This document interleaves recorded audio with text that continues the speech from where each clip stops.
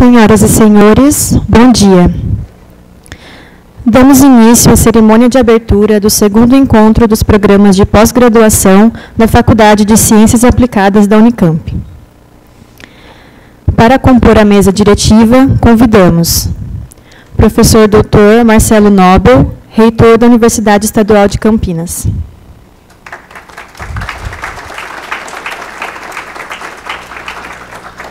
Professor Dr. Álvaro de Oliveira D'Antona, diretor da Faculdade de Ciências Aplicadas da Unicamp.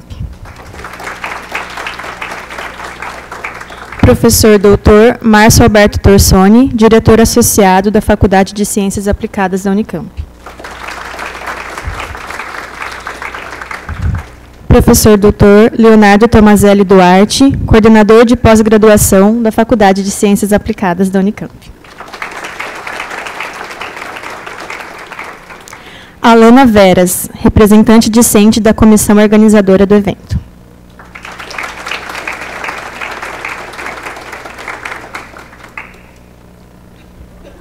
Não?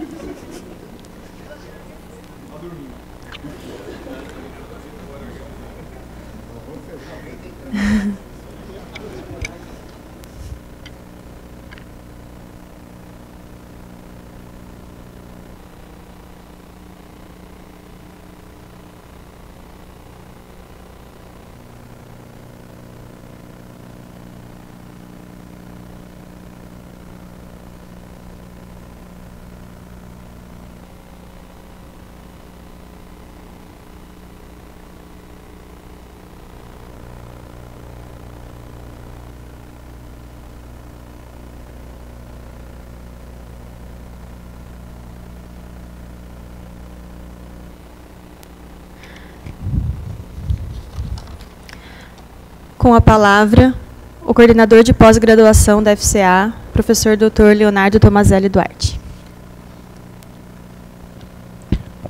Bom dia a todos, sejam todos bem-vindos. Primeiramente, aqui eu queria cumprimentar a mesa, né? O professor Marcelo Nobel, nosso reitor, que a presença muito nos honra aqui hoje, né? Professor Álvaro, professor Márcio, a Alana, que aliás, deve ter um excelente motivo, porque o que esses alunos trabalharam é impressionante, então eu queria falar um pouquinho disso rapidamente aqui. Bom, eu vou tentar ser breve, falar um pouquinho do encontro, das motivações aqui do encontro nosso, né, na pós-graduação. A gente está aqui na segunda edição desse encontro, e ele tem dois grandes objetivos, né, que eu diria que o primeiro deles é divulgar o nosso trabalho aqui na pós-graduação, né, da FCA. Nós temos 4 programas de pós-graduação aqui, né? Começamos em 2011 com o CENEM, que a gente fala aqui, né? Que é o Ciência da Nutrição, Esporte e Metabolismo. Depois, em 2013, tivemos Engenharia de Produção e de Manufatura, que então começou com o nome de Pesquisa Operacional. 2014, o Interdisciplinar de Ciências Humanas e Sociais Aplicadas, que a gente chama aqui de ICSA. E, mais recentemente, 2017, Administração, né? Que a gente começou com mestrado e doutorado ano passado. Então, são programas novos, com todos os desafios de programas novos que a gente tem aqui, porém, a gente já tem uma contribuição, acho que interessante, dinâmica, significativa, que vale a pena mostrar. A gente gostaria de mostrar para a comunidade interna e também até para a comunidade externa. Tem alguns membros inscritos aqui que vêm de fora, né?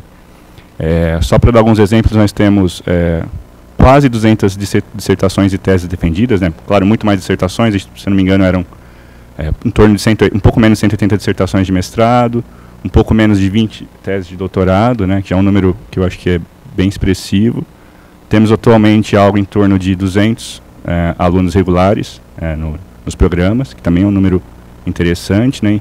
Enfim, a gente está num processo de consolidação, num processo de evolução e acho que cada vez mais subindo a rampa, que eu acho que isso que é importante para a gente aqui, né. E um segundo objetivo que esse evento tem é muito no espírito da FCA, né, que é integrar esses programas. Nós temos 4 áreas bem distintas, que aliás eu vejo como uma enorme riqueza aqui para a gente, né, mas o sistema mesmo de pós, do jeito que é colocado, nem sempre favorece essa integração, né, a gente acaba não tendo oportunidades para conversar, e esse evento é uma iniciativa nesse sentido, né. Então a ideia aqui é botar todo mundo para conversar, alunos dos diferentes programas. Inclusive, se vocês olharem as sessões orais que nós temos dos alunos, não está errado não, é misturado mesmo, tá? Tem célula e na mesma seção que direitos humanos, na mesma seção que inovação, na mesma seção que otimização e material, é isso mesmo, tá? Ninguém ficou louco da comissão. E a ideia é essa mesmo, é promover essa integração de docentes e discentes e um dia para que a gente possa, bom, claro que não é só um dia, né, mas um dia simbólico aqui para que a gente possa parar e fazer esse diálogo. Bom, o evento é um pouco nessa linha, nesse espírito aqui que a gente pensou, né, com muito carinho. E só para terminar, eu queria agradecer as pessoas que fizeram acontecer aqui o evento, né, queria reiterar aqui os agradecimentos ao professor Marcelo Nobel, o reitor, que muito nos honra aqui a presença. A diretoria, o professor Álvaro e o professor Márcio, que, dois grandes entusiastas que ajudaram bastante aí na toda a preparação. A Thaís também, não sei, ela deve estar por aqui, mas que ajudou muito a gente com toda a parte logística. Muitos funcionários ajudaram a gente. Queria agradecer, acho que a Alana vai comentar um pouquinho sobre a comissão discente, mas os alunos trabalharam muito, né? Queria agradecer os alunos da comissão, os discentes da comissão organizadora, que, enfim, fizeram um esforço enorme. Queria agradecer a todos na figura da Alana. Agradecer meus colegas da comissão organizadora do evento, docentes, né? A professora Marciane, a professora Laís, o professor Márcio Belli, o professor Márcio Barreto e o professor Luiz Gaio, que não está, que está pegando 2 palestrantes lá no aeroporto agora de manhã, então todo mundo aqui trabalhando bastante. E também não poderia deixar de mencionar os palestrantes, né, que aceitaram o convite. O professor Paulo veio hoje cedinho lá de São Paulo, tem outros professores que estão chegando, que vêm de longe também, então também acaba brilhantando muito o nosso evento aqui. E não poderia deixar de agradecer os coordenadores dos programas, né, que fazem trabalho duro, o trabalho difícil aí de tocar programas em processo inicial. Então, a professora Adriana, do SENEM, o professor Ricardo, da Engenharia, o professor Roberto, do ICSA, o professor Marco Milani, que deve estar também se encarregando lá com o Gaio, do palestrante, ele é o coordenador da ADM. Então, sem eles também esse evento não estaria acontecendo com toda a força que eles nos deram aqui. Então, bom, enfim, queria agradecer a todos os alunos participantes, todo o público, e desejo a todos um excelente evento. Obrigado.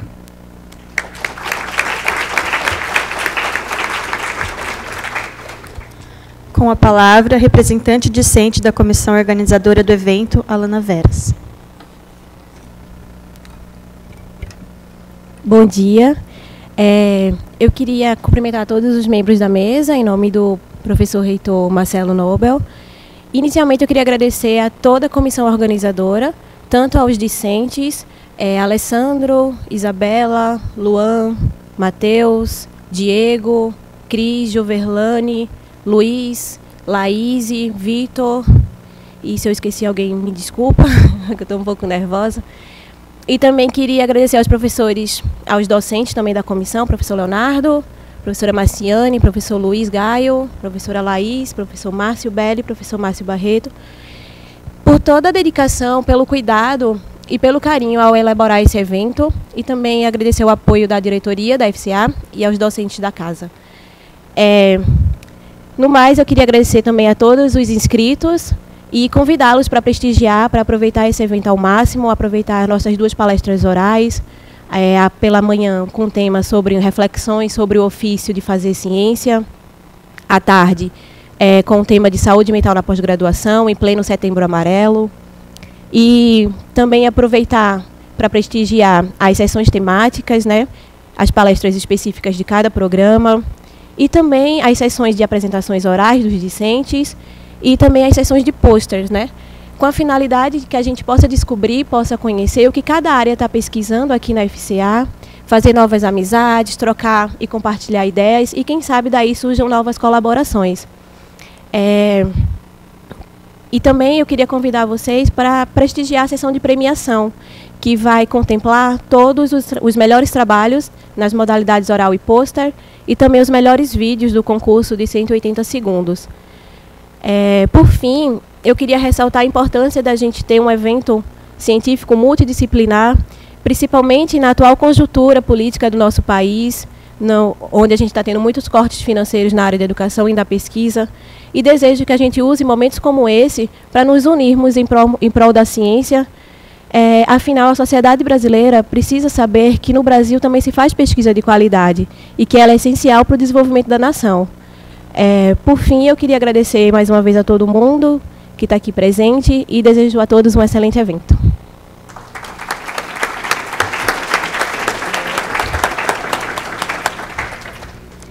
Com a palavra, o diretor associado da FCA, professor Dr. Márcio Alberto Torson.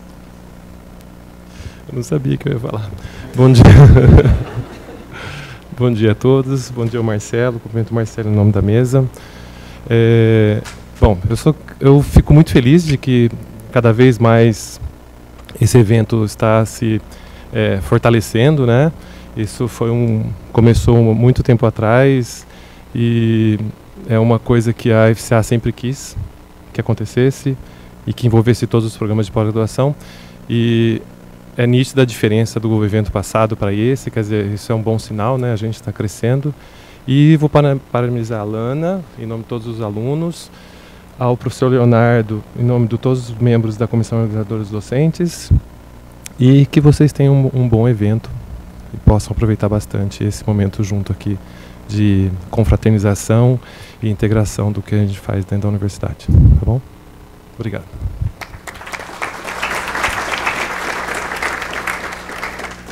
Com a palavra, o diretor da FCA, professor Dr. Álvaro de Oliveira D'Antoni. Bom dia.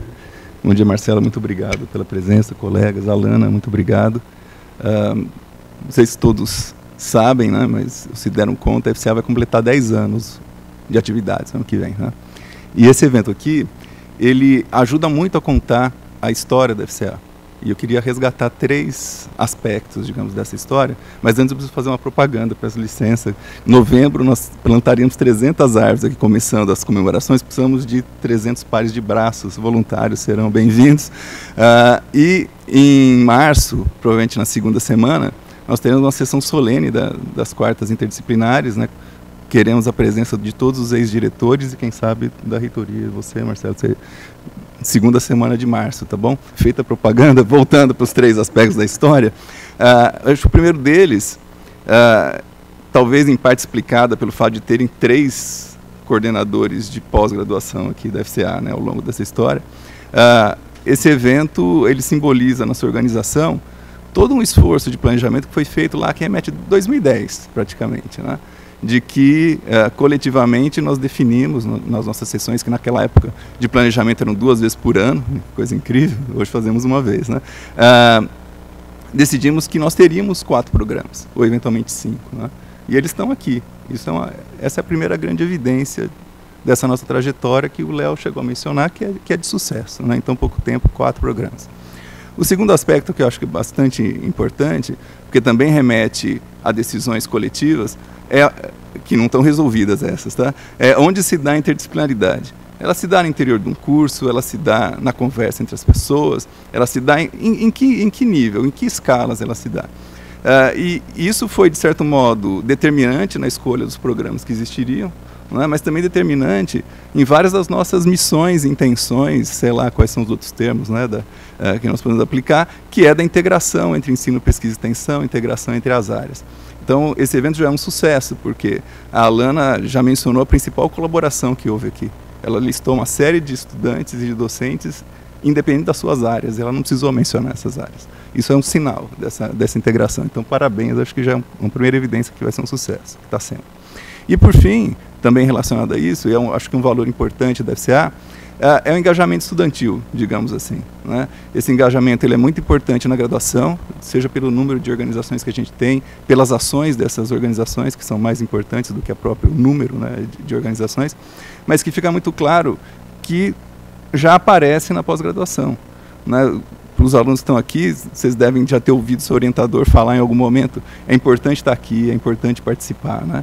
E no caso da FCA, mais importante do que estar aqui é estar de fato presente e poder construir junto a FCA, e acho que vocês estão tendo sucesso nisso. Então, parabéns, muito obrigado a todos pela presença e êxito aí no evento nesse dia de hoje. Muito obrigado.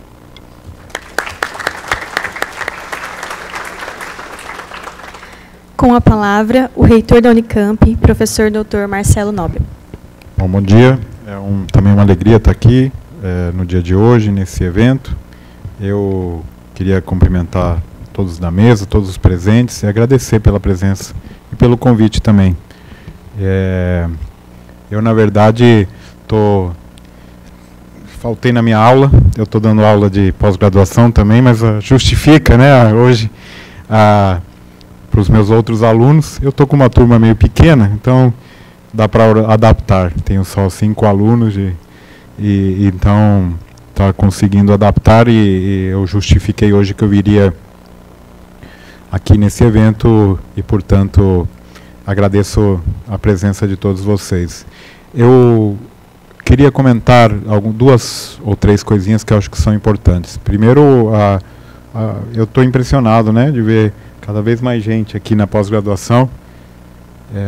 Parece que foi ontem, eu vim outro dia ao evento, acho que era a primeira turma que estava entrando e é incrível, né, ver todo mundo aqui realmente crescendo muito rápido e com qualidade.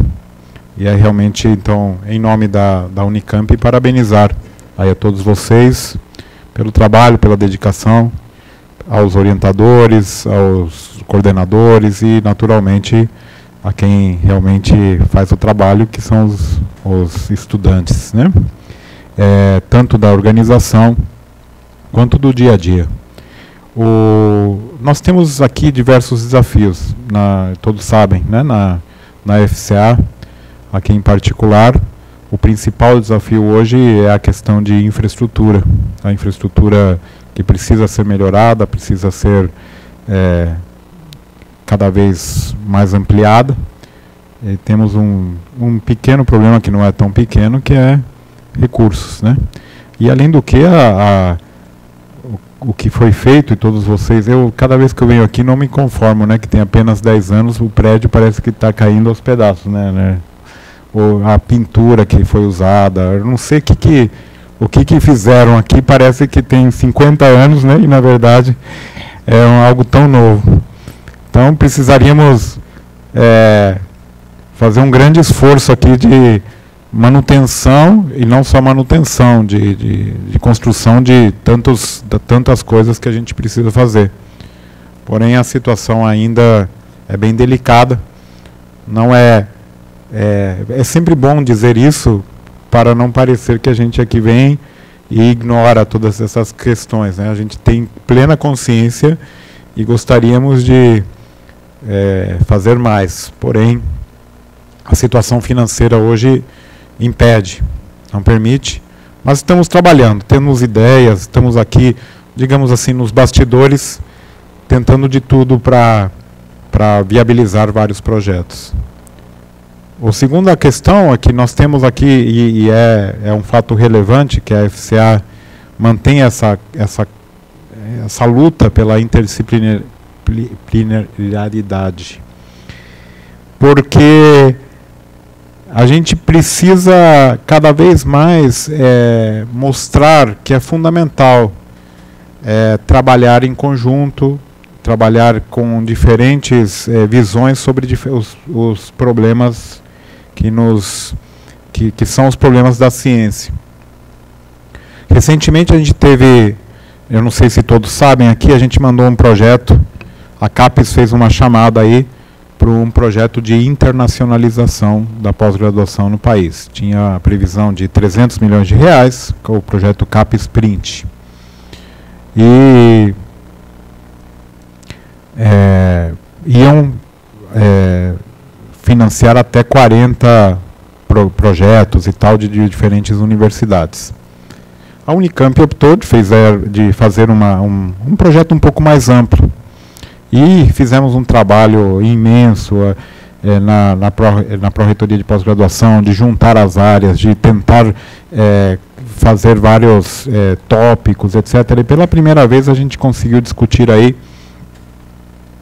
22, chegamos a algo que eu achei incrível. Pela primeira vez chegamos a 22 temas que a Unicamp consegue praticamente juntar e colocar todos os seus programas de pós-graduação, ou a grande maioria, né, e em 22 tópicos diferentes, que para uma universidade do tamanho da Unicamp eu achei bastante interessante.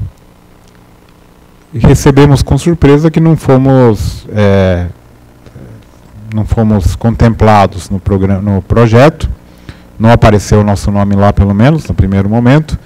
foram apenas selecionadas 25 universidades. E o parecer da CAPES dizia que a gente não estava seguindo o espírito da CAPES, que era privilegiar poucos temas que fossem já de excelência. Ou seja, eles queriam que a gente pegasse só os programas que já são 6 e 7 e que desse foco em internacionalizar esses programas que, no fundo, já são internacionalizados. Não tem um mínimo sentido, né? E, além de que a gente exagerou no número de tópicos, que a gente deveria ter focado até 6 tópicos. Eu não sei por que esse número, né? Mas 6. E aí a gente foi olhar alguns programas ou alguns projetos que foram contemplados, que mandaram, de fato, 6 tópicos, mas os tópicos eram saúde, ciências humanas e ciências... ou seja, simplesmente uma questão de nomenclatura, etc. Nós fizemos... O parecer tinha 4 páginas e o máximo da resposta tinha que ter 2.500 caracteres. Ou seja, era uma coisa ridícula também. Tinha que usar uma página para responder algo de 4. Bom, brigamos e conseguimos, então mandei no fim, acabei mandando uma resposta com 14 páginas e 5 anexos para mostrar que não tinha muito sentido. Vamos ver, a gente está esperando aí a resposta. Mas o que eu quero comentar com isso é que a gente, além de tudo, luta contra o próprio sistema que nós mesmos criamos, né? Que afinal de contas a CAPES é formada por colegas, por gente que trabalha também em universidades, mas que também tem essa questão, digamos assim, política que está por trás de toda e qualquer instituição que se monta e se forma. Então, é um desafio constante que acho que a gente tem que ter, em particular, para trazer áreas diferentes para trabalharem juntos. E, em segundo lugar, eu queria comentar aqui realmente o fato de que precisamos, como foi comentado aqui pela Alana, manter esse trabalho muito firme, principalmente nesses momentos de incertezas políticas que a gente está vivendo. A incerteza, aqui no nosso caso, nos afeta diretamente a questão das eleições para presidente, é evidente, como afeta a todos, mas também, em particular, a questão das eleições para governador. E, pelo que eu tenho acompanhado nos pronunciamentos, infelizmente, até agora não ouvi nenhum dos candidatos a governador falar bem de universidade pública, né? O que é preocupante, no mínimo preocupante. As universidades públicas são realmente um patrimônio aqui do Estado de São Paulo e precisam ser defendidas. E a melhor maneira de defendê-las, na minha opinião, é realmente mostrar o trabalho, fazer o trabalho bem feito, com qualidade. E é isso que a gente aqui procura fazer na Unicamp e aqui vocês na FCA em particular todos os dias. Então, acho que a gente, nesse momento de incertezas políticas, precisa tomar cuidado e olhar para essa questão. Nós que somos de universidade pública e dependemos e acreditamos que a universidade pública é o único caminho aqui para o futuro do país, a gente precisa pelo menos olhar os candidatos e ver quem pelo menos não fala mal, né? Já é algum início. Bom, e finalmente, sobre essa questão, outro dia a gente fez um evento na Unicamp que me pareceu bem interessante e eu queria compartilhar também com vocês. Já me metendo um pouco na palestra do Paulo aqui, que vai falar um pouco sobre ciência, de maneira geral. Eu ia fazer a brincadeira que ele ia falar, na verdade, de emaranhamento quântico, não é isso, Paulo? Que, como é a área dele, especialidade, mas ele vai falar um pouco mais sobre ciência de maneira geral. Outro dia a gente fez um evento na Unicamp, no campus de Campinas, onde a gente trabalhou e discutiu um pouco sobre esse fenômeno das fake news, sobre o ambiente que a gente está vivendo hoje em dia político. E essas fake news, eu achei curioso que elas têm muito a ver com a pseudociência, que em geral acaba aparecendo mais do que a gente possa imaginar. Uma frase que me marcou lá do evento foi o seguinte: para fazer fake news, a gente não precisa de outros meios, né? A própria mídia que já existe é suficiente para ter mentiras, né? Na verdade, o que é a fake news? A fake news é algo que se disfarça de notícia.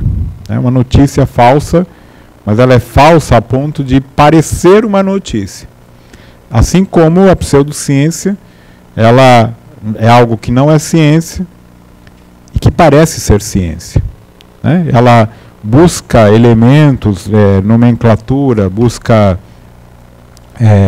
elementos de ciência que na realidade não são, mas fingem ser, né? E por isso ganham a credibilidade, né, ou o carimbo que é de ser científico sem sê-lo.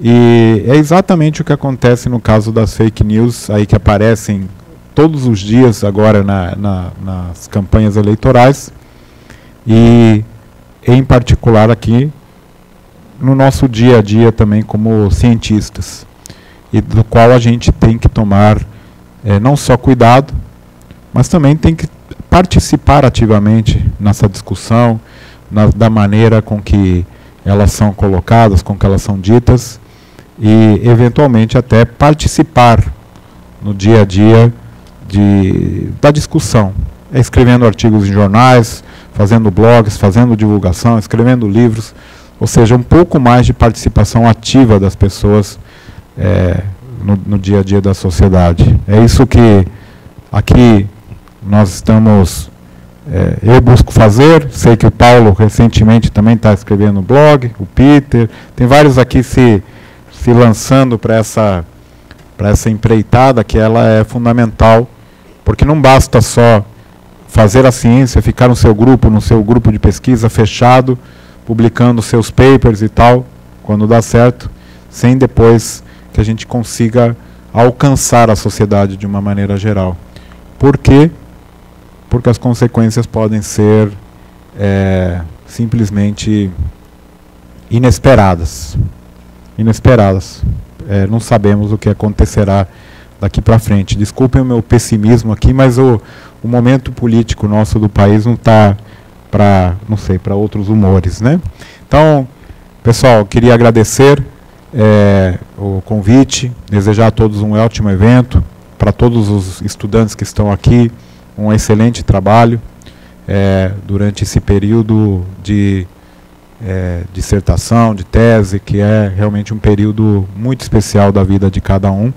E aproveitem esse momento de estar aqui na FCA. Como o Álvaro disse, é um lugar novo, é um lugar que cada dia cresce mais, e a sensação que eu tenho é que todo mundo que está aqui participando desses eventos e está começando, né, a construir esse ambiente aqui, vai chegar, quando for velhinho, vai falar: eu ajudei a construir aqui, né? Era tudo descampado, você não faz ideia como era isso aqui, né? Então, é um pouco essa sensação que a gente tem. Bom, e agradecer naturalmente a todos os participantes e os convidados. O Paulo me disse também que é a primeira vez que vem aqui. Depois vocês levam ele para conhecer as belezas de Limeira, certo? Um abraço, gente. Obrigado.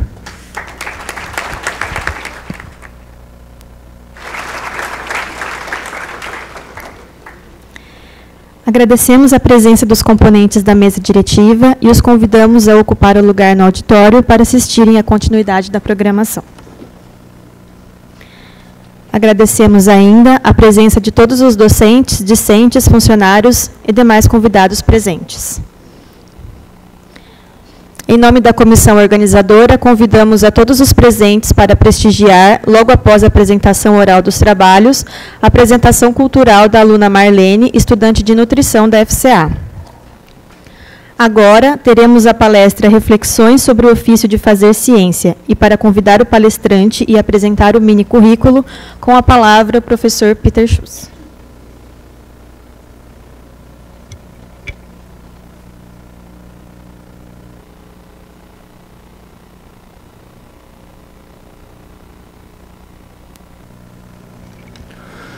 Bom dia a todos. É um prazer e uma honra contar aqui com o professor Paulo Nussenzweig para proferir essa palestra sobre fazer ciência. Eu resumi o título. O professor Paulo Nussenzweig, ele estudou física, fez a graduação em física na PUC do Rio de Janeiro, o mestrado dele na USP, e depois ele fez o doutorado na Universidade de Paris, esqueci o nome, o número, no grupo do Serge Haroche, que em 2012 recebeu o Prêmio Nobel de Física, o Serge, no Paulo ainda. A especialidade dele é ótica e informação quântica, mas, como o Marcelo já mencionou, ele também se dedica ao papel de intelectual público, ou seja, falar para a sociedade através de um podcast muito interessante, aqui na Rádio USP. E foi, aliás, um desses podcasts que motivou a comissão a... Ei, Peter, você não poderia convidar o Paulo para falar nisso, que era o problema da formação dos jovens pesquisadores.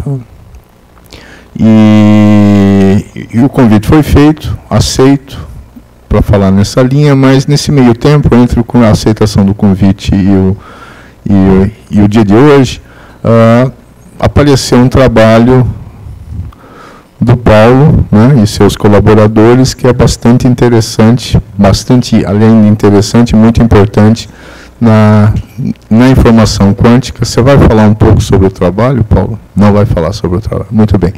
Então, eu vou gastar uns 3 minutos para contar uma história.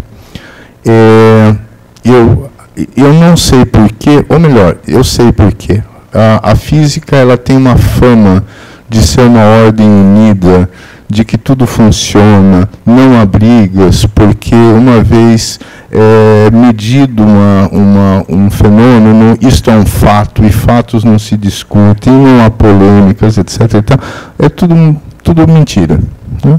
A mecânica quântica, que sim, de fato, é um dos pilares da física moderna, na verdade, ela nasceu a partir de 2 formulações, e os responsáveis por essas 2 formulações, que aliás eram equivalentes, eram inimigos mortais, por assim dizer.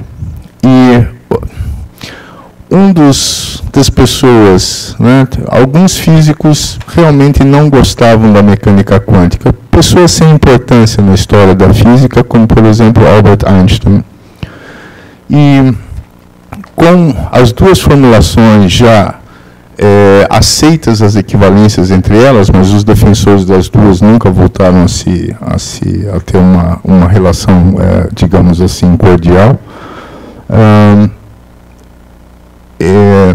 e já funcionava, e já aceita, e já operacionalizada. Isso ainda não convenceu Albert Einstein, e Albert Einstein, em 1935, ou seja, 10 anos depois, quase, que formulada a mecânica quântica, né, essas 2 formulações, ele escreveu um artigo que colocou uma pulga atrás da orelha, que é sobre um paradoxo, que chama-se a paradoxo de Einstein, Podolsky, Rosen. Rosen e Podolsky são os 2 colaboradores, né, que junto com Einstein fizeram esse trabalho. Esse trabalho foi pouquíssimo citado, né?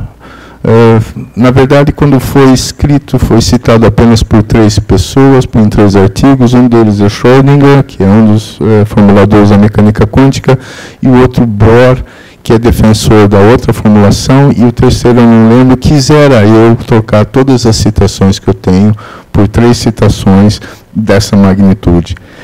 No trabalho de Schrödinger, que cita o trabalho de Einstein, é que apareceu o conceito do gato de Schrödinger, e eu acho que o gato de Schrödinger é uma coisa, é uma expressão que mais pessoas conhecem, talvez sem saber direito do que se trata. A questão do gato de Schrödinger, ela ficou em aberto, e tem a ver com o que se chama, que foi mencionado por Marcelo, com o emaranhamento quântico. E é um problema que se resolve experimentalmente. Eu esqueci de falar, o Paulo começou como físico teórico e foi ampliando a sua visão para a física experimental. E esse trabalho recente do Paulo é como, apertando um botão, ele colocou 6 gatos no mesmo saco. Se eu posso fazer uma analogia um pouco mal feita e uma hipérbole, mas é realmente um trabalho bastante importante, e como ele não vai falar disso, eu gostaria de ter mencionado isso aí. Então, ok? Então, com vocês, Paulo Nussensweig, falando um pouco sobre o fazer ciência.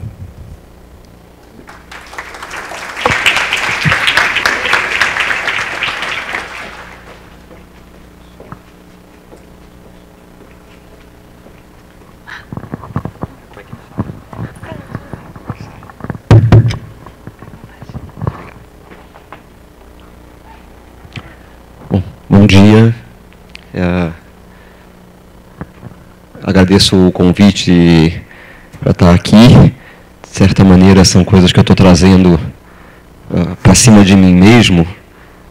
Foi mencionado a coluna na Rádio USP, e eu gostaria de realmente sugerir que vocês ouçam. São só 5 minutos de coluna, mas cada coluna, toda semana, cada coluna me ocupa horas para preparar. Então, se vocês dispensarem 5 minutinhos, vai me fazer feliz. Quando eu fui convidado, primeiro, bom, claro, é um prazer poder falar num evento para estudantes de pós-graduação, com uma perspectiva ampla, e a gente primeiro se entusiasma, depois a gente vai vendo o tamanho do desafio e começa a ficar preocupado, nervoso, etc. Então, claro que eu estou um pouquinho nervoso para falar aqui para vocês.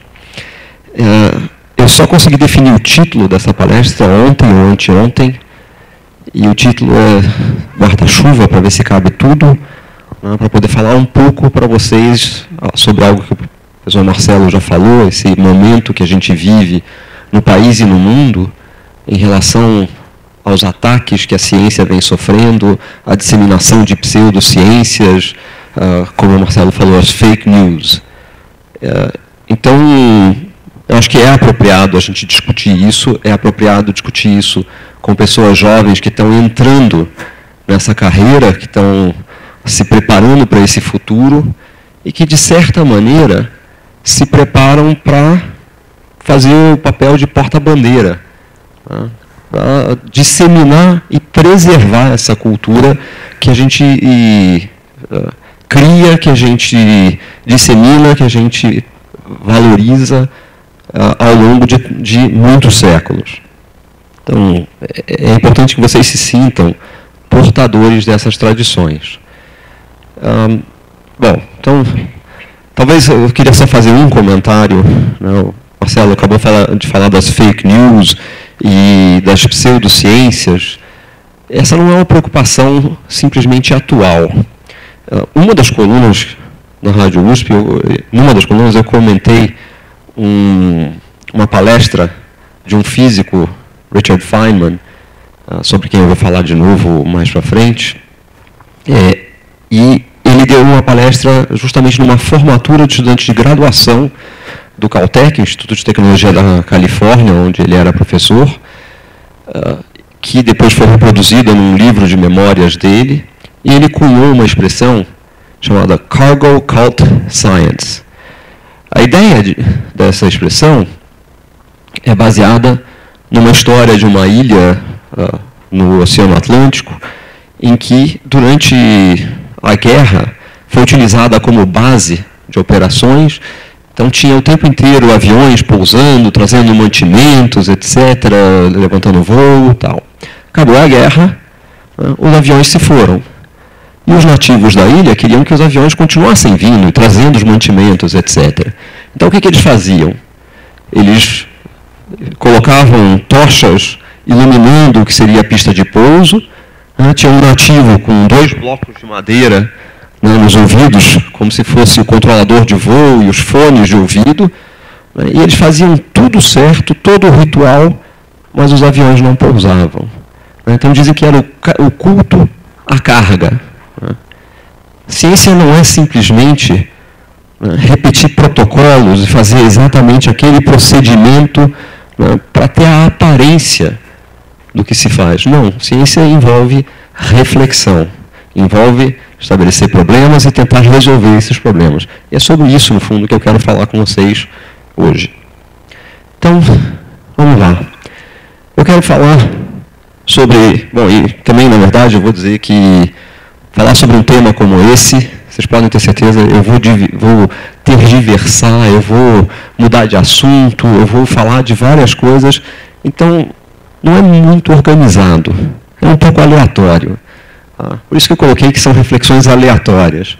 Eu quero falar um pouquinho do propósito das ciências, a nossa atitude investigativa, essa busca por afirmações embasadas sobre a natureza que nos cerca e que tem utilidade, evidentemente, não apenas para satisfazer a nossa curiosidade sobre a natureza, mas, evidentemente, que é uma atitude que é muito positiva quando a gente enfrenta qualquer tipo de problema.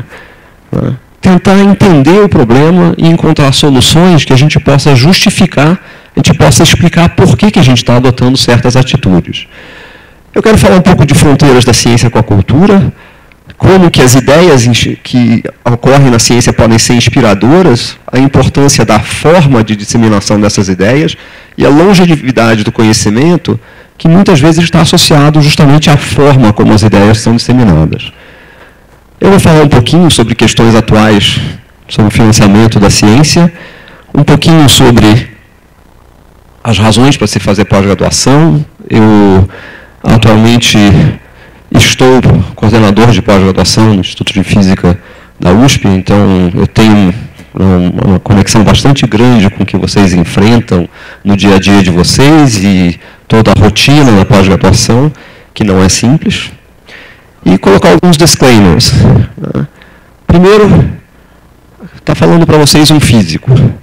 Então, por um lado, eu vou apresentar visões pragmáticas. Por outro lado, eu sou um físico e eu vou falar sobre uma certa pureza da ciência numa faculdade de ciências aplicadas.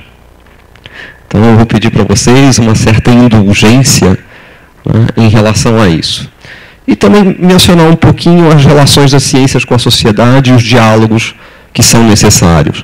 Diferentemente do que o Marcelo falou, eu acho que o momento é um momento para inquietação, é um momento que é difícil não ser pessimista, mas eu não quero deixar vocês com uma perspectiva pessimista. Eu quero deixar vocês com uma perspectiva de que nós temos a condição de buscar soluções através de ciência. Então vamos lá. Bom, eu falei sobre Feynman, mencionei Feynman, retirei um pedaço da aula Nobel dele, que é esse aqui. Eu peço a indulgência de vocês de outra maneira. Eu vou incluir detalhes de anedotas que não têm valor científico nenhum, nem ajudam a entender o desenvolvimento das ideias. Elas estão aqui só para que fique um pouquinho mais divertido. Então eu vou tentar seguir esse espírito para que a gente não tenha uma palestra pesada. Vamos começar na ideia de por que fazer ciência. É possível apagar as luzes aqui na frente? É possível? Fazer a ideia de por que fazer ciência. E eu espero que o som entre. Espera aí, um momentinho. Não entrou o som.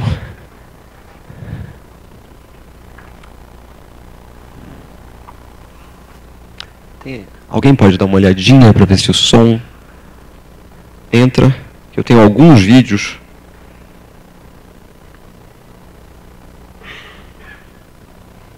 Vamos ver se... Vocês conseguem ouvir? Eu vou tentar colocar aqui. Eu coloco o microfone para ver se vocês conseguem ouvir. Tá? Mas de qualquer maneira tem legenda. Tá em inglês, tem legendas. Em inglês.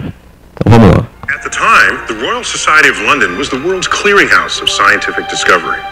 Its motto, Nullius in Verba, sums up the heart of the scientific method. It's Latin for see for yourself. In other words, question authority. Essa é uma mensagem importante. A gente faz ciência, de certa maneira, porque a gente não gosta de obedecer a ordens, a gente não gosta de obedecer instruções arbitrárias. E o papel de fazer ciência, essa ideia investigativa, é que as respostas estão lá para quem quiser cavucar para encontrar.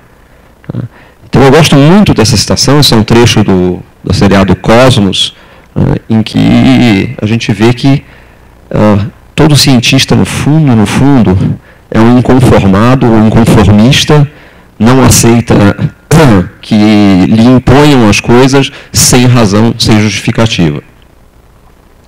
Bom, e posso colocar também um outro programa que eu acho que tem muitas verdades sobre ciência. Né? O papel dos cientistas é investigar a natureza, ou seja, nas palavras do Dr. Cooper, is to employ his rare and precious mental faculties to tear the mask off nature and stare at the face of God. É isso que a gente faz. É isso que a gente tem que fazer. Né?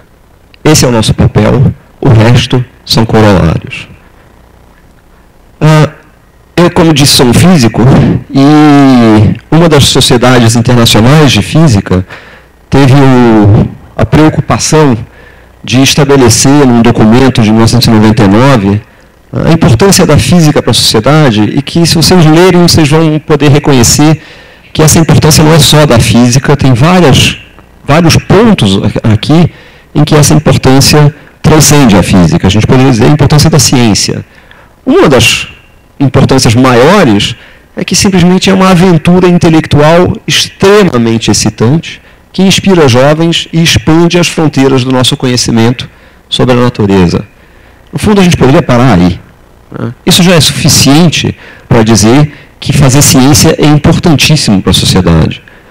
Mas esse conhecimento fundamental é necessário para avanços tecnológicos que continuam a guiar os motores econômicos do mundo.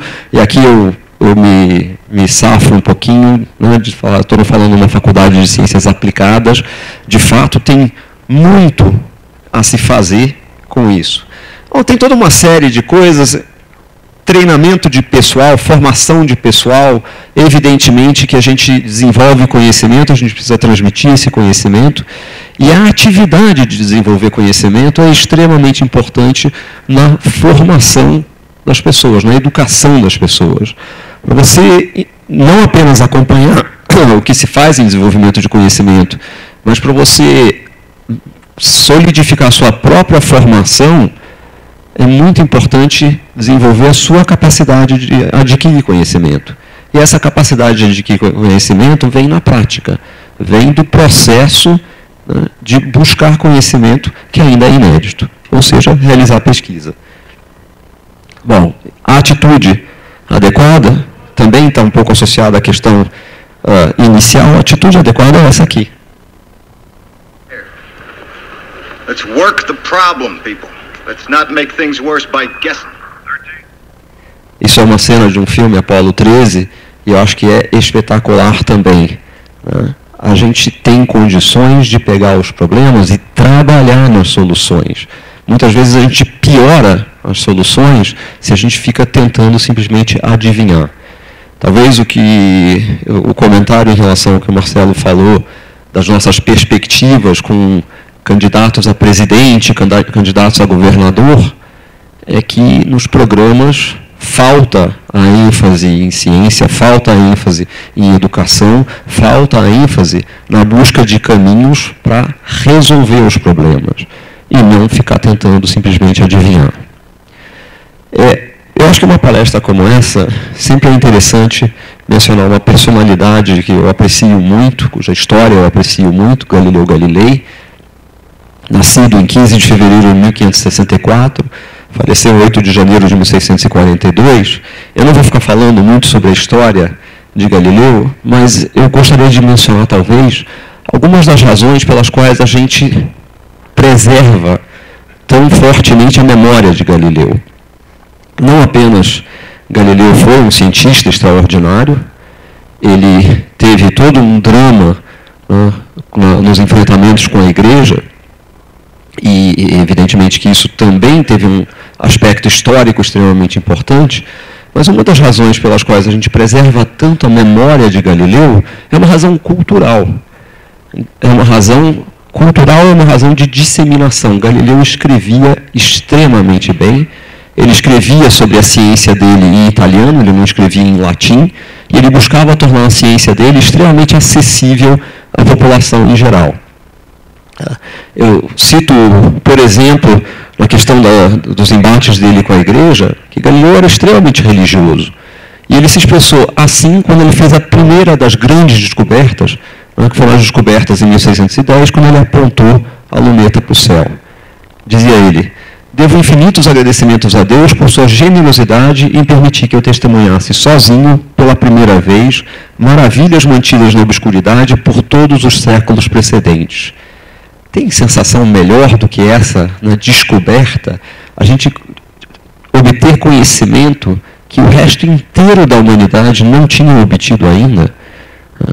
Essa que é a sensação de fazer pesquisa científica, é a sensação desse trabalho desbravador, pioneiro, de encontrar novos caminhos.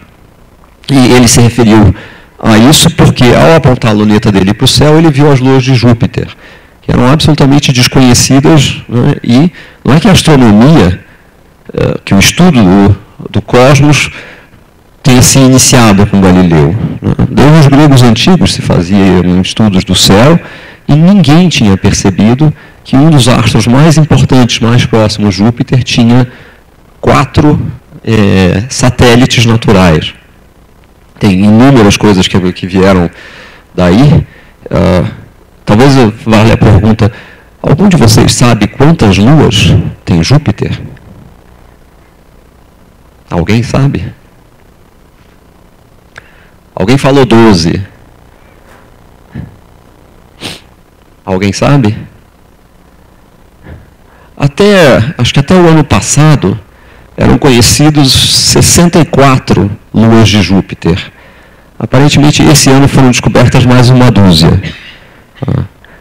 E claro que os 4 satélites, as 4 luas galileanas, são as mais conhecidas, são as maiores. No entanto, Júpiter tem uma quantidade muito grande de objetos que orbitam em torno do planeta. Como eu disse, ele se expressava muito bem. Tem um dos seus livros, é esse livro aqui, chama-se Il Saggiatore, algo como um ensaísta ou um mensageiro. E nesse livro ele escreve o seguinte sobre a filosofia. Está em italiano, eu vou colocar a minha tradução em português. A filosofia está escrita nesse grande livro, O Universo, que permanece continuamente aberto ao nosso olhar.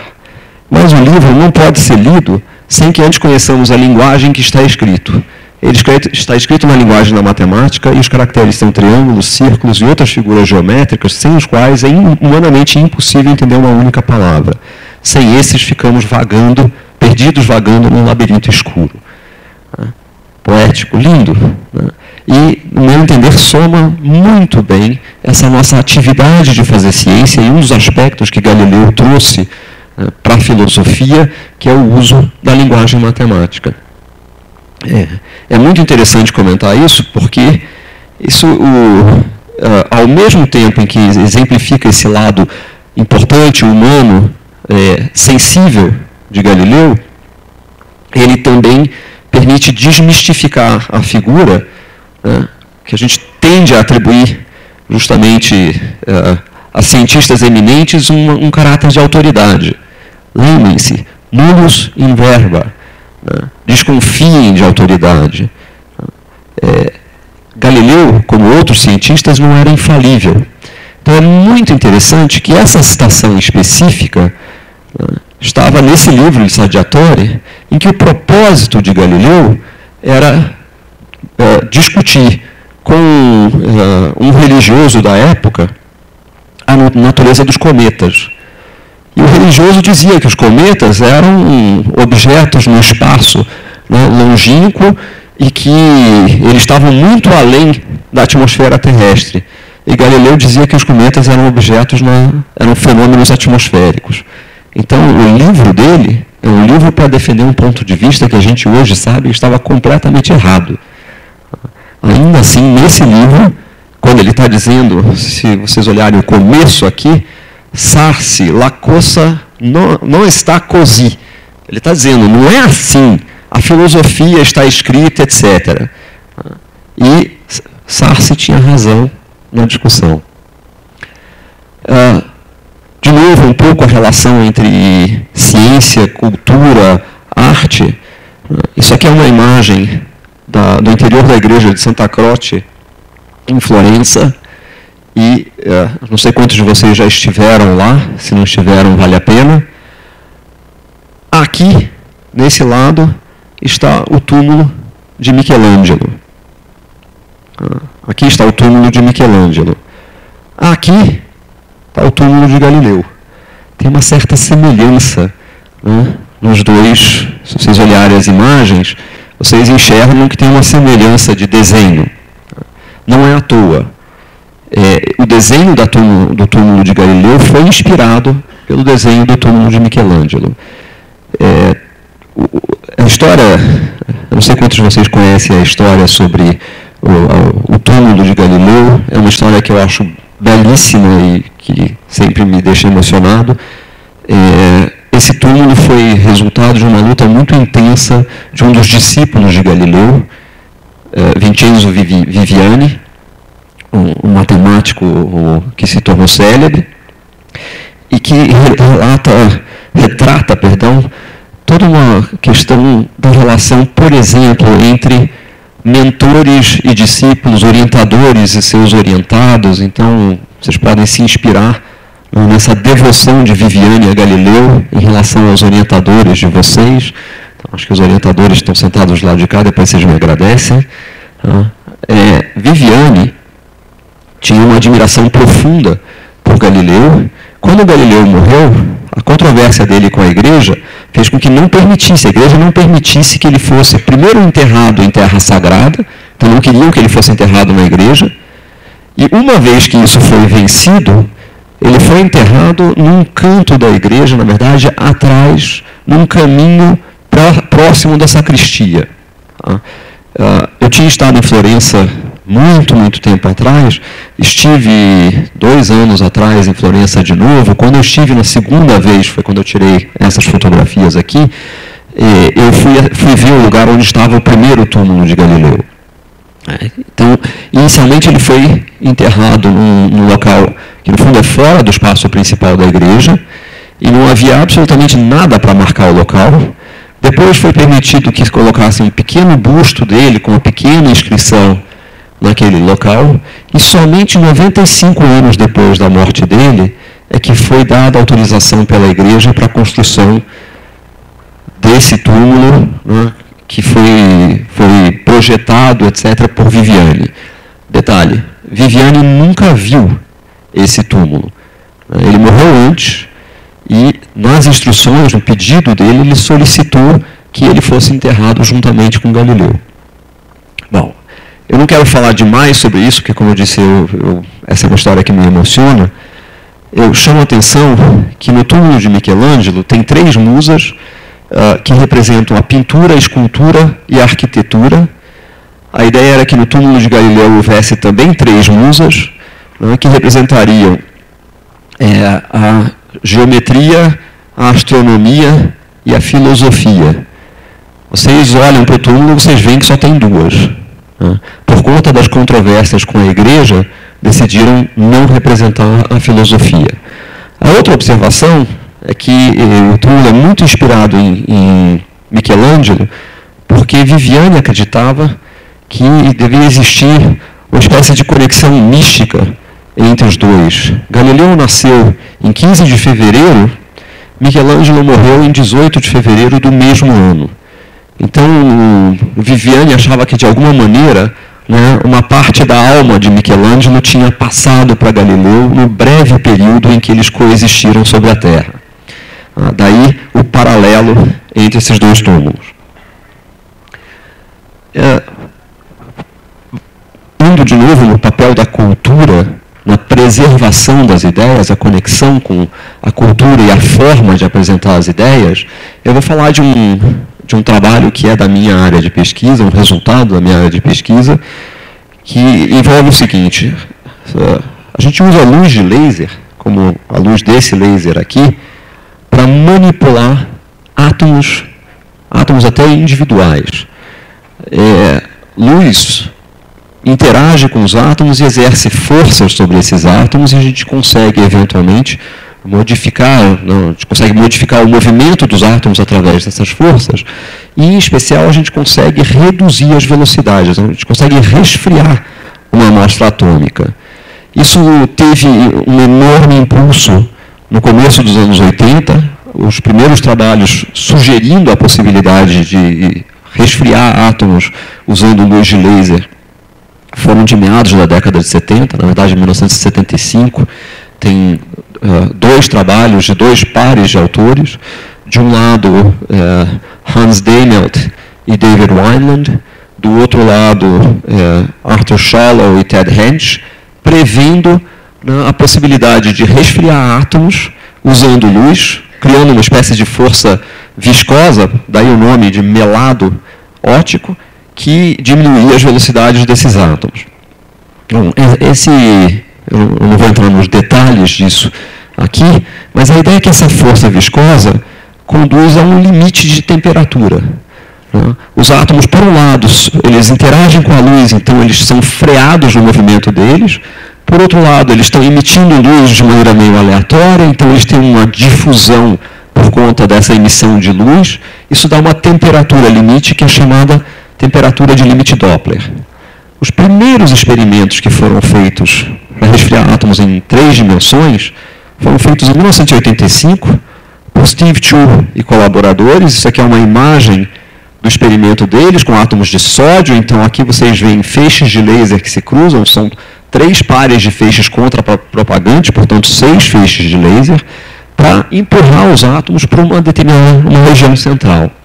E vocês veem aqui no centro, né, uma bola amarelada que corresponde ao espalhamento de luz desses átomos de sódio, e os átomos de sódio espalham luz em 589 nanômetros, que é a cor amarela.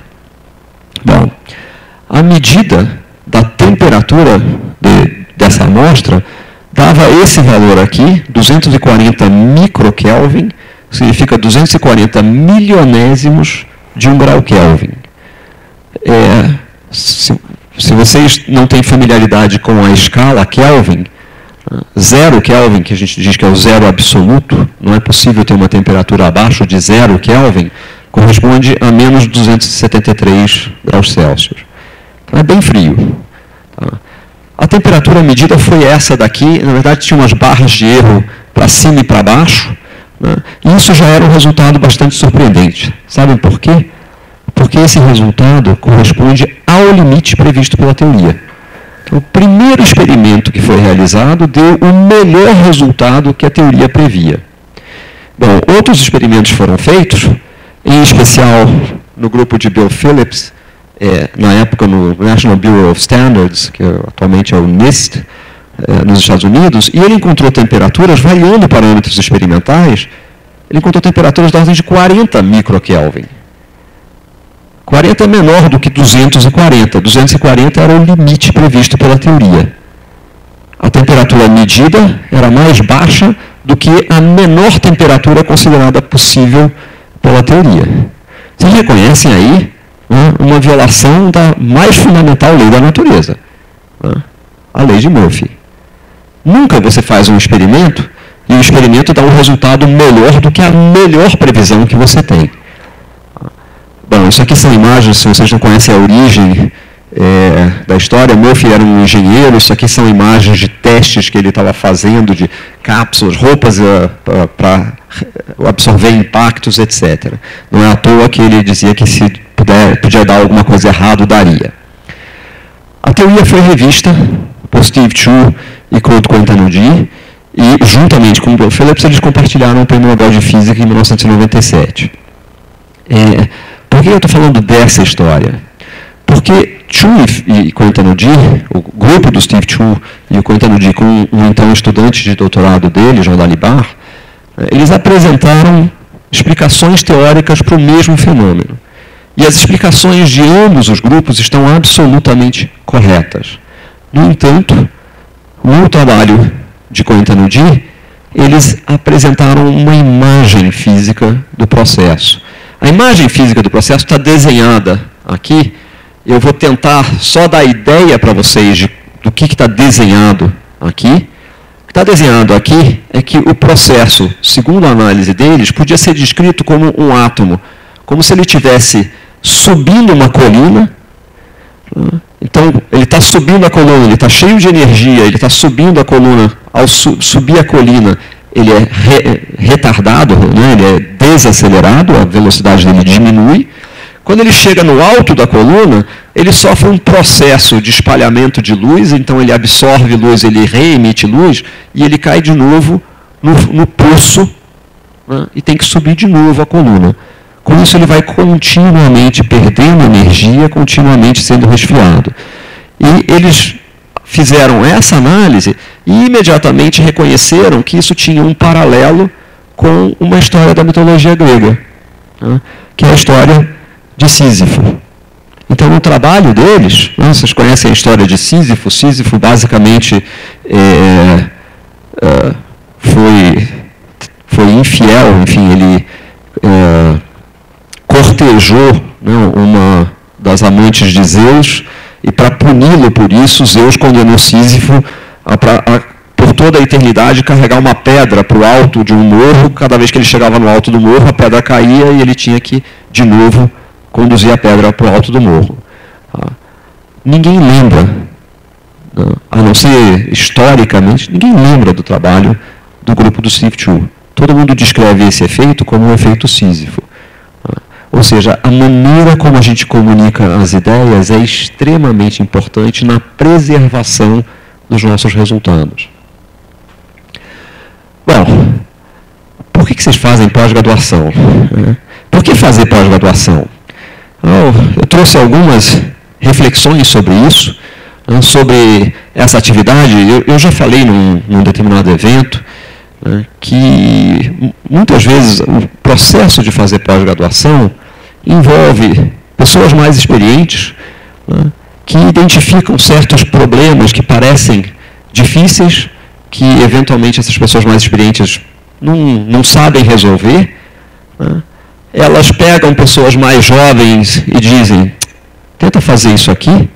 Essas pessoas mais jovens vão tateando com o apoio dessas pessoas mais antigas, né. Muitas vezes elas acabam trilhando caminhos completamente diferentes daquele caminho originalmente traçado, né, e fazem descobertas inovadoras. E aí, no final do processo, a gente dá um selo e diz aquilo ali foi um doutorado. Por que fazer pós-graduação? Tem uma frase que eu acho interessante, de um pós-doc de física. A única diferença real entre a pós-graduação e a prisão é que quando você sai da prisão tem agências que te ajudam a arranjar um emprego. Tem um paralelo bem humorado com um filme, né, que teve uma certa celebridade recente, né? 12 anos um escravo, não, 12 anos um estudante de pós-graduação. Esse diagrama permite ter uma ideia um pouco melhor, né, de razões para se fazer uma pós-graduação, se a gente olha, né, os salários esperados para trabalhadores com diferentes graus de instrução, e a gente vê que, a partir de um certo grau de instrução, os salários mudam muito. Isso aqui é uma estatística feita nos Estados Unidos, a divisão de censo dos Estados Unidos em 2004. Tá? Não é claro o quanto isso tem evoluído nos Estados Unidos. No Brasil, a gente tem, no fundo, um problema associado a isso. Se a gente compara o valor agregado por trabalhador e o grau de instrução, em vários países, esse grau de instrução agrega valor à economia per capita muito, muito alto, 3 mil dólares, 4 mil dólares por ano de instrução. No Brasil, esse valor não tem se mostrado extremamente elevado, o que nos tem que motivar em nós uma reflexão, não apenas sobre o investimento que é feito na educação, o volume do investimento que é feito, mas a qualidade do investimento. O que a gente está agregando em termos de formação para os nossos estudantes. É uma questão, obviamente, né, por que fazer pós-graduação, está cada vez mais em discussão e analisado em diferentes locais. O que acontece com todos os mestres e doutores que a gente forma nas universidades? Obviamente não tem posições acadêmicas para todo mundo. Então é muito importante examinar essa questão de maneira crítica, e cada um de vocês deve examinar essa questão de maneira crítica, para saber se a formação que vocês estão buscando é adequada para cada um de vocês. Tem vários artigos na literatura recente, esse é um artigo do The Economist, em que a defesa, por que fazer um doutorado é muitas vezes uma perda de tempo. Por outro lado, artigos com uma perspectiva um pouco mais otimista, claro, né, que é pós-graduação em física. Isso aqui é uma pós-graduação em geral. Né? Por que fazer uma pós-graduação em física? Tem um artigo na Nature de 2011, né, sobre necessidade de repensar a formação em nível de pós-graduação, o que é exigido, o que é apresentado para os doutorados, né, e abordagens inovadoras no treinamento em pós-graduação. Uma outra preocupação, evidentemente, está expressa nesses gráficos aqui, sobre a condição do financiamento à ciência em diferentes países, e a gente vê que o que está escrito aqui é os dispêndios nacionais em pesquisa e desenvolvimento de alguns países entre 2000 e 2013, e a gente vê países como a China, por exemplo, com este nível de crescimento, né, e o crescimento da economia chinesa apresenta dados que têm forte correlação com isso. A gente vê a Alemanha, vemos a Coreia, né, vemos Rússia, etc. Rússia e Brasil, entre 2000 e 2013, com esse nível de crescimento, a África do Sul aqui embaixo. Se a gente coloca isso em termos de percentual do PIB, né, a gente vê que a Coreia está aqui, com um crescimento expressivo em relação ao percentual do PIB, parte em 2000 acima de 2% do PIB, para acima de 4% do PIB em 2013. E se a gente olha o Brasil, a gente vê que o Brasil patina próximo a menos de 1,5%, e é claro que estrategicamente esses dados acabam em 2013. Crise econômica. O que esses países fazem numa situação de crise econômica? O que a gente vê na China? O orçamento para a ciência foi aumentado de 9,1% em 2016 para 41 bilhões de dólares, com o objetivo de alcançar 2,5% do PIB em 2020. A China fez um plano de 5 anos e identificou estas áreas, né, o Marcelo falou em 22 áreas na Unicamp, a China identificou estas áreas aqui como áreas em que deveria ser feito um investimento prioritário. Não tem 22 aqui. A economia, né, decresceu 6,9% em 2015, e a gente vê de novo, né, o quanto que a China, por exemplo, está dando importância para isso. Eu mencionei eu vi recentemente, acho que em 2017, o plano industrial da Grã-Bretanha para os próximos 5 anos, e dentro de um governo conservador, dentro de um governo que assumiu, né, porque eram defensores do Brexit, que é possivelmente um dos maiores erros estratégicos da história da Grã-Bretanha, este governo conservador produziu um planejamento industrial estratégico em que a palavra ciência aparece algumas centenas de vezes no documento. Então, mesmo essas pessoas têm uma visão da importância do conhecimento na economia no século XXI. Isso aqui são dados orçamentários do MCTI, FNDCT, FINEP e CNPq, de 2006 a 2016. A gente vê que tinha uma evolução com tendência de crescimento, irregularidades nessa região e um decréscimo que começa essencialmente em 2014 e 2015, e eu não quero saber quais são os dados para 2017 e 2018. Bom, isso aqui representa também a evolução com o percentual dos dispêndios nacionais em pesquisa e desenvolvimento de 2000 a 2013 para diferentes países, e o dado que eu chamo a atenção aqui são os BRICS, mais a África do Sul. O dado que eu chamo a atenção é a composição do financiamento, em que no Brasil, tipicamente, mais da metade do financiamento é de fontes governamentais, menos da metade do setor empresarial. Se a gente compara com a China e com a Coreia, que estão crescendo fortemente o percentual do PIB investido em ciência e tecnologia, em pesquisa e desenvolvimento, tem uma distorção clara no nosso caso. Isso quer dizer que a gente deveria reduzir os investimentos governamentais? Não. Isso quer dizer que a gente precisa atuar para aumentar os investimentos privados em ciência e tecnologia. Isso aqui também envolve indicadores 2012, número de cientistas e engenheiros versus o investimento em pesquisa e desenvolvimento. Então, essas cores representam regiões geográficas, América do Norte, América do Sul, Europa, África, etc.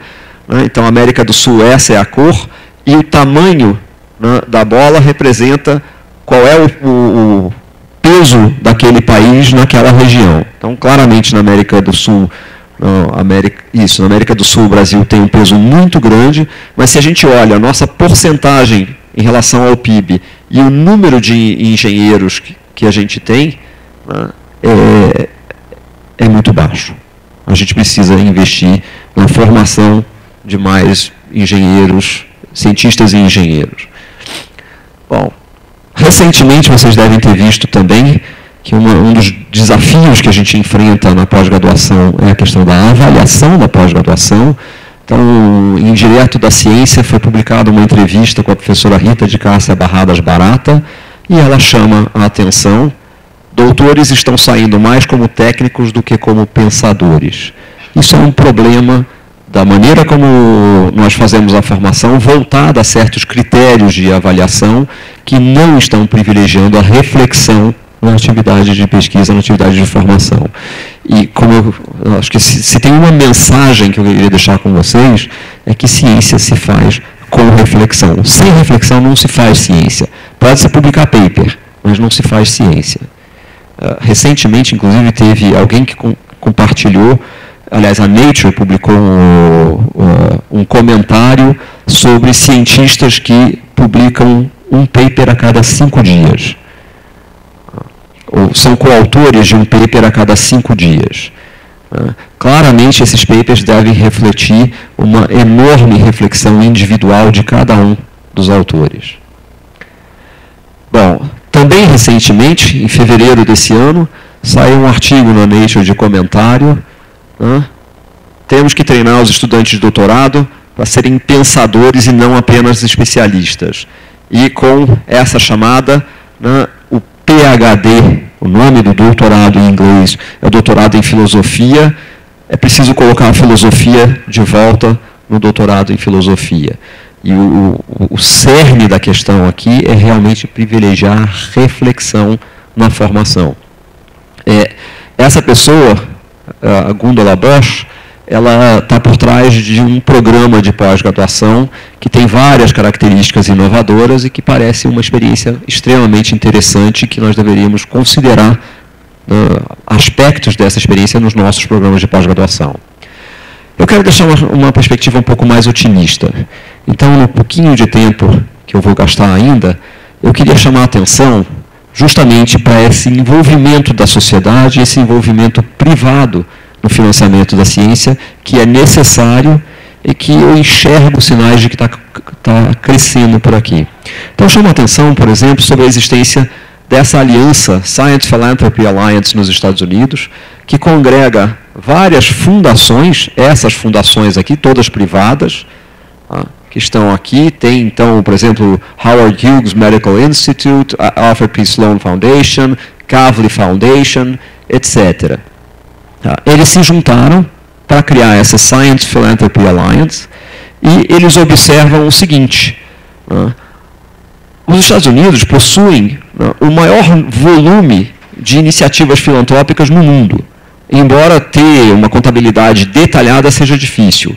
Existe uma estimativa de que o total de doações em 2012 de fundações, indivíduos e corporações foi de 316 bilhões de dólares. Desses 316 bilhões de dólares, 229 bilhões vieram de indivíduos. Fundações cujos patrimônios devem ser da ordem de 690 bilhões, tiveram gastos anuais de aproximadamente 46 bilhões. Tá? Algum financiamento disso se dirige à pesquisa científica básica, mas o total é de aproximadamente 2 bilhões por ano, menos do que 5% de todos os gastos dessas fundações. Eles chamam a atenção que é extremamente importante fomentar essas pesquisas científicas básicas. E aí eles ainda dizem que desses 2 bilhões, aproximadamente 25% ou 500 milhões vai para física, química, matemática e engenharia, os famosos STEM. E eles dizem, ou seja, 75% dessa ciência, desse aporte, vai para pesquisa biológica e médica. Então, eles criaram essa aliança para tentar mexer um pouco nesse quadro. No Brasil, tem algumas coisas que estão pontuando. Eu chamo a atenção por uma fundação que tem mais de 50 anos, 60 anos de história, que criou o Instituto de Física Teórica, que hoje é uma unidade da Unesp, mas a fundação continua existindo, a Fundação IFT, que agora mudou de nome, se chama Fundação Princípia. E eu aponto aqui a Visão, é uma fundação privada, a Visão, ser um influente centro internacional para o desenvolvimento e divulgação do conhecimento científico, uma ponte entre o conhecimento científico e a sociedade, promovendo o desenvolvimento social e econômico, fonte de inspiração para despertar vocações científicas. Dentre as missões, eu chamo a atenção, atuar para a criação de um ambiente propício ao investimento privado de natureza filantrópica em ciência e educação. Isso aqui é um croquis do resgate do terreno na Rua Pamplona, onde funcionava antigamente o Instituto de Física Teórica, que depois se mudou para Barra Funda. Foi feita uma negociação com uma construtora que ergueu um prédio de escritórios e financiou a construção de um prédio para um centro de pesquisas e de um domo digital que vai funcionar como planetário, enfim, para exposições. Então, isso aqui parece muito bonito, né, desenho, etc. Isso aqui são imagens do prédio do centro de pesquisa já construído, do domo digital já construído. Espera-se que essa fundação entre realmente em plena operação em breve. Uma outra iniciativa extremamente importante, vocês certamente têm conhecimento, o Instituto Serra Pilheira, da família Moreira Salles, para financiar, fazer apoio privado à ciência e principalmente financiar iniciativas arrojadas, ambiciosas de jovens talentosos como vocês aqui na plateia.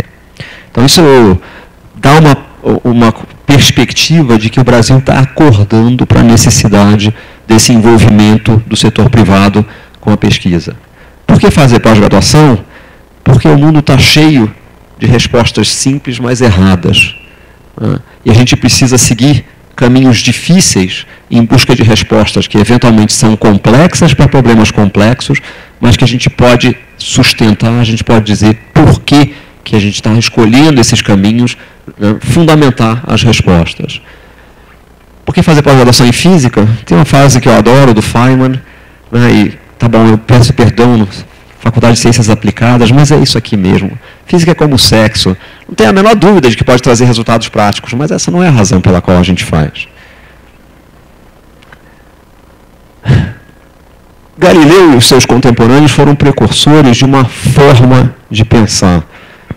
Buscar soluções para os problemas que possam ser objetivamente testadas. Num texto publicado na Folha, e aqui agora é o físico falando, enchendo o peito para falar com vocês, em 1998, Luiz Nassif falava sobre os físicos, Luiz Nassif, economista, os físicos e o novo mundo. No ambiente acadêmico, há quem os considere arrogantes. Será? Eufemisticamente, se poderia afirmar, admitir que são bastante conscientes de sua forma superior de pensar, e não escondem isso. Embora existam especialidades em sua profissão, jactam se do oposto, de sua visão sistêmica, holística, generalista, conforme gostam de defini-la. São convencidos? São sim, mas justificadamente. O que vocês podem esperar? Que tipo de conhecimento vocês podem esperar adquirir numa pós-graduação em física? De novo, a gente recorre ao professor, ao Dr. Cooper.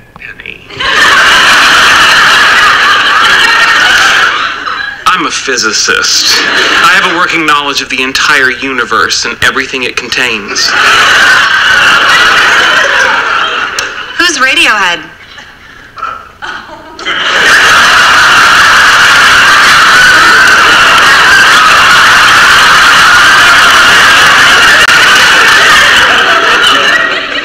I have a working knowledge of the important things in the universe. Sim. São convencidos? Sim, mas justificadamente.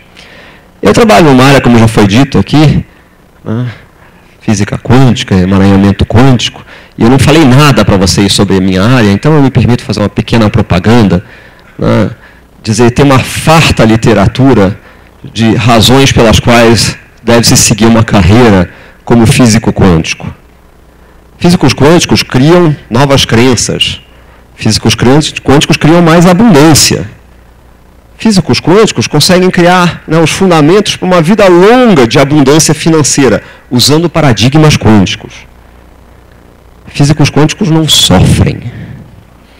Físicos quânticos não falham. E, acima de tudo, físicos quânticos não engordam. Esses tudo são livros que vocês podem encontrar na Amazon para vender.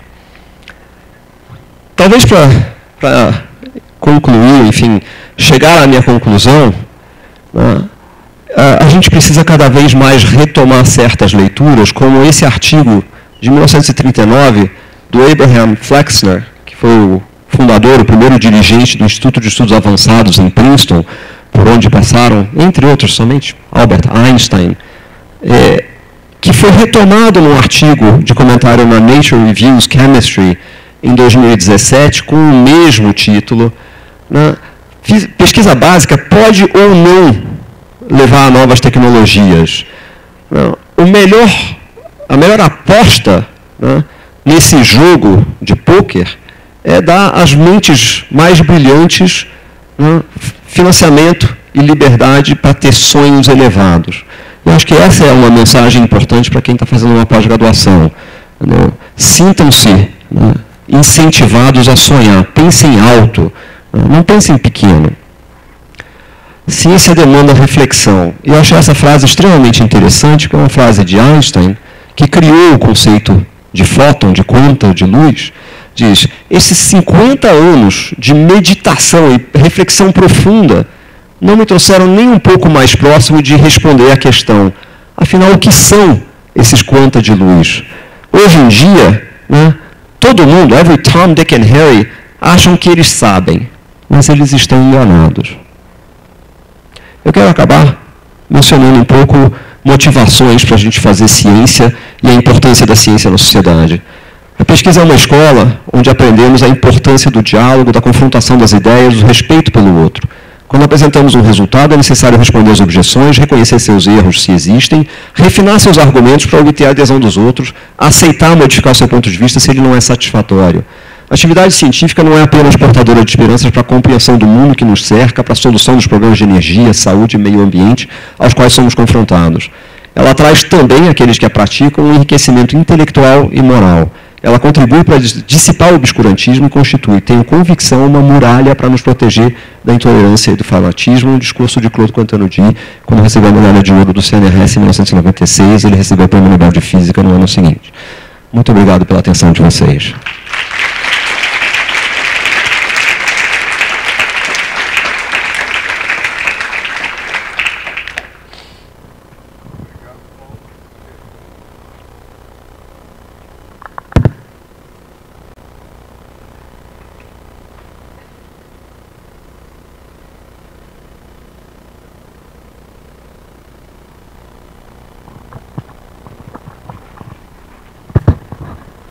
Professor, muito obrigado pela inspiradora palestra.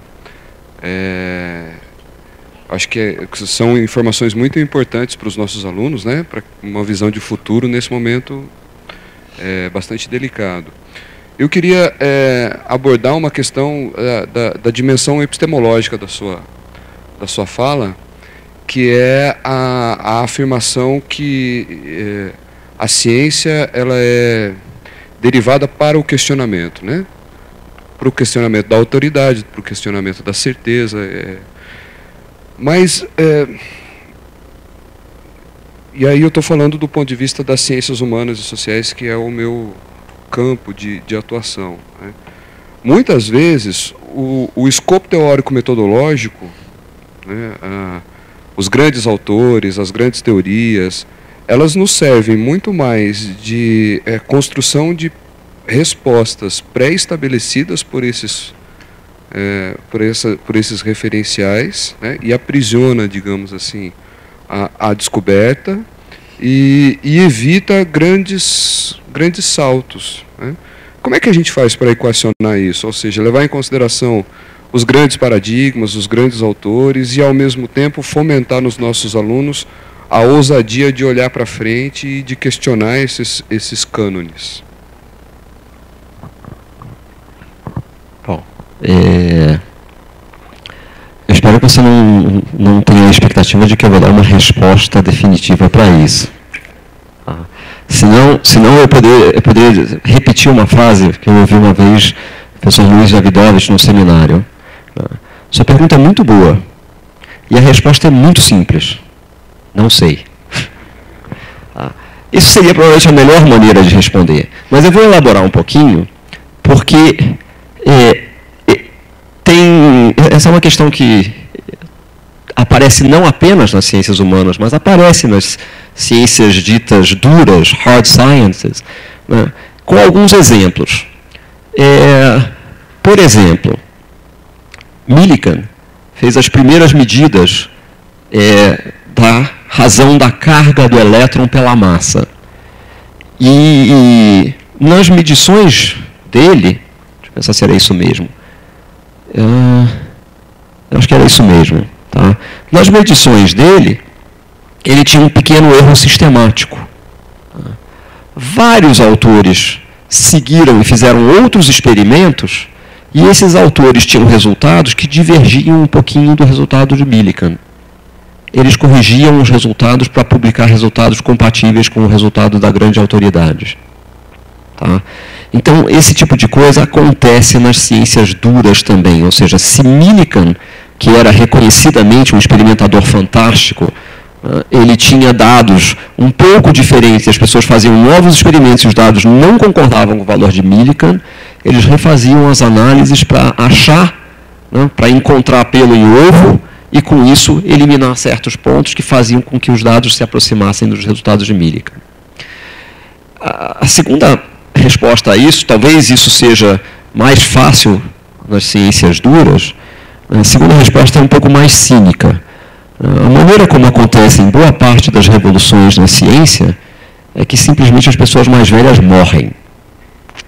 E as gerações mais novas não têm que enfrentar diretamente aquelas pessoas mais velhas, né, que ficam defendendo várias ideias, porque afinal é o trabalho da vida delas, então elas defendem uma certa concepção construída ao longo da vida, e muitas vezes é realmente necessário que uma geração se vá entre uma nova geração que se vê completamente livre para questionar sem ficar presa a certos paradigmas. Talvez essa seja uma lição, né? que quando a gente se prende excessivamente a paradigmas, a gente limita o avanço possível do nosso conhecimento. Então, eu gosto de falar isso é um pouco a minha atitude como coordenador de pós-graduação. Eu coordeno um programa que existe desde os anos 40 do século passado. Então, evidentemente, tem uma enorme tradição. E a gente tem que construir em cima dessa tradição. Mas, ao mesmo tempo, eu enxergo várias coisas que ainda estão erradas no nosso programa e que a gente precisa mudar.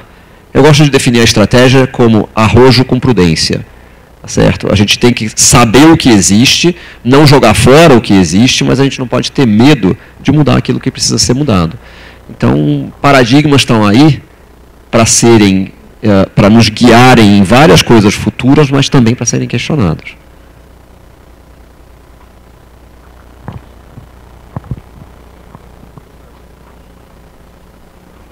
Tem outro micrófono? Bom dia, obrigado pela palestra. Eu queria pedir que talvez o senhor retomasse um pouco um dos temas que permeou a sua palestra, que é o tema de financiamento da ciência, mas numa perspectiva talvez um pouco mais crítica. Eu vou retomar, por exemplo, quando o senhor mencionou o depoimento de Galileu sobre as descobertas dos anéis de Saturno. Eu vou retomar dali para ter o tom da minha provocação e ver como é que o senhor avançaria nesse sentido. Quer dizer, a descoberta tem um pouco a ver, a provocação é se ela tem a ver com a perspicácia e a genialidade de Galileu, ou quanto ela foi influenciada pelas condições financeiras e técnicas que o Galileu tinha, por exemplo, a crítica retratada na peça do Bertolt Brecht sobre o Galileu, que é aquela frase de que, ao conseguir a troca, o financiamento para adquirir bons equipamentos óticos, ele estaria inaugurando um novo jeito de fazer ciência, e ele diz, não, estamos inaugurando uma nova ética na ciência.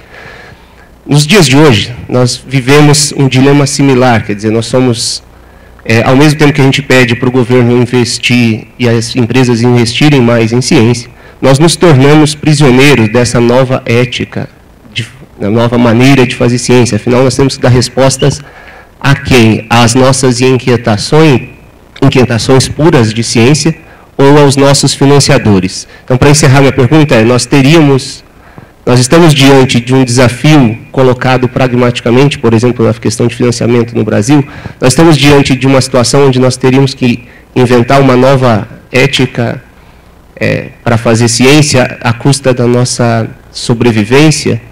Ou como é que o senhor vê essa questão de financiamento, indicadores nesse sentido? Não sei se a provocação foi suficiente. Bom, provocações nunca são suficientes. Primeiro, eu acho que o problema não é novo. Não acho que o problema seja novo. É um problema, é uma questão que existe no mundo inteiro. E é uma dessas questões em que a gente não precisa inventar a roda, porque existem no mundo inteiro mecanismos para lidar com esses dilemas éticos, o primeiro dos quais é a absoluta transparência. Então, pesquisa na área biomédica, por exemplo, muito mais fortemente do que em física, pelo menos na física que eu faço, é muito fortemente financiada por indústrias farmacêuticas. E a gente tem que se colocar a questão, bom, é melhor abrir mão de qualquer tipo de financiamento de indústrias farmacêuticas, isso serve à sociedade, serve aos interesses da ciência, ou é melhor a gente fazer isso com conhecimento de causa?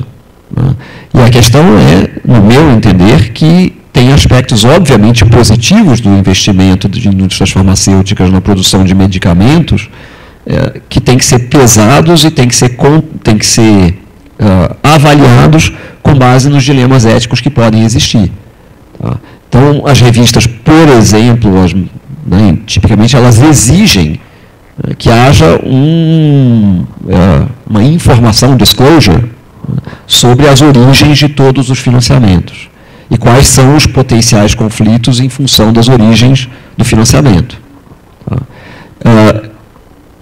No curto prazo, a ciência, nesses casos, ela pode muito bem sofrer de argumentos de autoridade, de equívocos ou de má fé na avaliação, efeitos de patota em que determinados grupos valorizam a ciência, as linhas de pesquisa que eles fazem, então isso se realimenta, aquilo ali é interessante porque tem muita gente falando e citando, e tem muita gente falando e citando porque é interessante, a coisa se realimenta. No curto prazo, isso é algo que, obviamente, traz sérias dificuldades.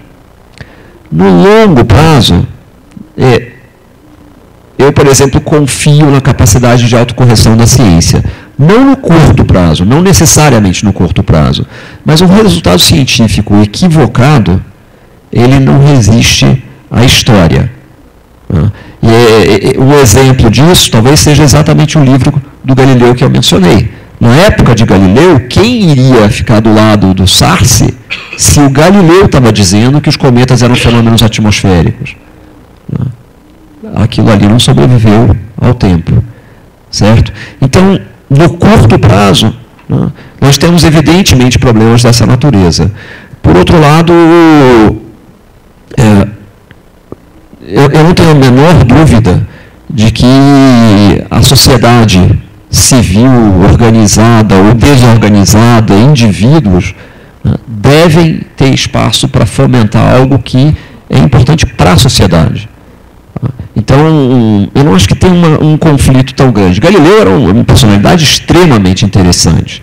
Galileu era, ao mesmo tempo em que ele tinha literalmente a cabeça no mundo da Lua, nas estrelas, ele era extremamente pragmático. E ele desenvolveu vários instrumentos para uso militar, por exemplo, que ele comercializava para conseguir sustentar a família dele, e a família ampla dele. Isso foi uma das características importantes de Galileu, porque ele, ao mesmo tempo, foi teórico, ele foi experimentador e ele foi instrumentador. Ter um cientista que reúna essas três características hoje em dia é extremamente difícil.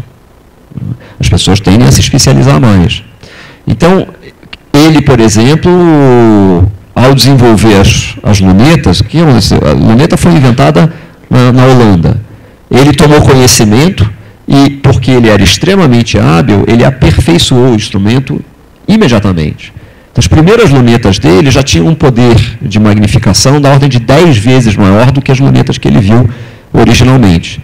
Agora, ele também tinha o lado pragmático, ele apontou a luneta para o céu, ele fez as grandes descobertas, ele chamou as estrelas, as novas estrelas que ele descobriu de estrelas mediceias, o Duque Medici, então ele não era tolo, e ao mesmo tempo ele apresentou a invenção dele para o Doge de Veneza, mostrando como que do alto da torre de San Marco ele conseguia perceber a aproximação de navios de uma distância muito maior, conseguindo financiamento.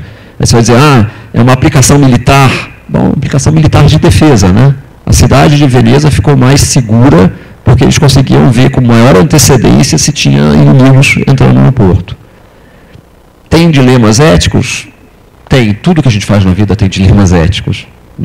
Se o ponto aí, a minha posição pessoal, é que dilemas éticos precisam ser explicitados, precisam ser discutidos, e a gente precisa promover na nossa comunidade uma disseminação da existência desses dilemas.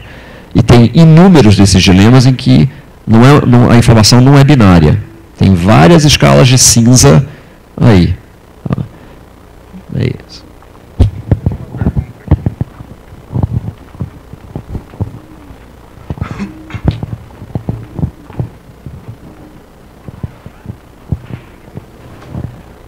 Bom dia, professor. Obrigado pela palestra. Continuando na pergunta, na verdade é um complemento, sem querer, mas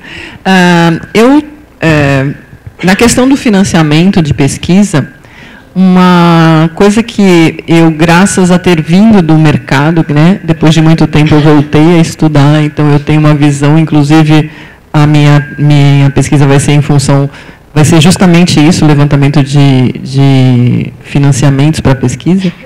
Então, eu enxergo, né, nesse ponto a questão também do diálogo entre a universidade, entre a pesquisa e o mercado. Eu tive chance, eu conheço vários investidores dentro da atividade que eu promovo, e ouvi de vários investidores a frase que eu tenho dinheiro, não encontro projeto. Então, na verdade, aí quando a gente entra na universidade, a gente vê que tem muito projeto. Ou seja, na verdade é uma falta de diálogo entre a sociedade, entre o pesquisador, que precisa de recursos, e do investidor que tem recursos e quer aquela pesquisa. Porque, na verdade, na era da tecnologia da informação, todo mundo sabe o benefício no curto e médio prazo que uma boa pesquisa, que um bom desenvolvimento científico pode trazer na vida de um país, na vida de uma empresa, na vida do provedor de recursos. Então, como o senhor enxerga isso? Como melhorar esse diálogo? Até porque você apresentou um quadro ícone, né? Nos Estados Unidos existe um consórcio de fundações de investimento e recursos. No Brasil existe uma, né? Uma que é antiga, mas que é uma só que promove. É muito pouco dentro do nosso cenário. O que o senhor pode nos falar sobre isso? A primeira coisa é que existe mais de uma, tá? Não existe só uma, não. Mas eu estou chamando a atenção de uma em especial. É uma iniciativa nova para mostrar que esse é um campo que está começando a ser explorado mais a fundo, né? E, eu diria que a mais importante do ponto de vista científico no momento é a serrapilheira. Está realmente botando recursos e está financiando projetos de pesquisa inovadores, de cientistas jovens. Tem uma primeira fase com um primeiro investimento em que eles têm que obter resultados para em seguida terem um investimento maior. Eu acho que não tem a menor dúvida de que a ampliação do diálogo é fundamental. Tem uma questão de expectativas, né? O dinheiro que é aplicado nos Estados Unidos, aqueles 300 bilhões, a maior parte desse dinheiro, né, vai para pesquisas direcionadas. Foi exatamente no contexto da pergunta. Eu não estou respondendo a pergunta que eu quero responder, eu estou respondendo a pergunta que o meu financiador quer que eu responda. Esse consórcio ele foi criado justamente por se notar no panorama americano uma falta de investimentos em áreas de ciência, tecnologia, engenharia, matemática, etc., para problemas completamente abertos, ou seja, liberdade acadêmica. E aí a gente pode se perguntar por que um investidor privado vai ter interesse em fazer isso. Porque isso é verdadeira filantropia. Tem projeto ou não tem projeto? O que ele quer dizer com tem projeto ou não tem projeto? Se você tem um projeto com uma boa pergunta científica para resolver, que seja, vamos detectar ondas gravitacionais, o que a indústria pode esperar da medição de ondas gravitacionais? Ela tem um monte de coisa que vem ao lado, porque a tecnologia desenvolvida para chegar nisso, ela é enorme. Né? O que a indústria pode esperar dos esforços para detectar novas partículas elementares? Né? Parece que no CERN, um pessoal inventou uma forma de se comunicar remotamente, trocar informação, etc. E aí foram criados certos protocolos, né, que a gente chama hoje de www, HTTP. Essa é a questão. Né? A questão é o grosso dos recursos não vão para esse tipo de pesquisa e não é para a gente esperar que eles vão para esse tipo de pesquisa. Mas não está vindo nada. Está vindo muito pouco no Brasil. E nos Estados Unidos a perspectiva era que com uns 500 milhões de dólares anuais isso era insuficiente. Que eles precisavam aumentar esse volume. Então, número 1, projetos aplicados existem, talvez eles sejam, né, falte esse diálogo mais direto com empresas, né, e passar por cima de certos ranços ideológicos de investimentos de empresas em pesquisas realizadas dentro da universidade, né, mas principalmente o lado local. Né, uma das questões que eu coloquei é o que os PhDs, o que os doutores vão fazer. Né. Eu recentemente tive contato com o seguinte número. Até 1999, o Brasil formava 3.800 doutores por ano. Em 2014, o Brasil formou 16.500 doutores. Tá? É claro que a gente olha para isso com, né, olha, puxa, que orgulho, estamos educando, né, em altíssimo nível uma fração maior da população. No entanto, a economia não dá conta de absorver uma diferença dessa magnitude de uma hora para outra. Falta planejamento, falta um entendimento de que a expansão não pode se dar simplesmente dizer, bom, a gente não tem vagas para doutores porque a gente não tem doutores para absorver. Então vamos inundar, né, a população com doutores para que de repente a gente... Não, as vagas não surgem do nada. Certo? Qual é um destino importante que ocorre em outros países? Empresas. A gente precisa de pesquisa não só nas universidades, a gente precisa principalmente de pesquisa dentro das empresas. E resolve, inclusive, uma parte, né, do drama, que é justamente a pessoa estar trabalhando na empresa, desenvolvendo a pesquisa, que obviamente é de interesse da empresa. Então, tem um caminho longo pela frente.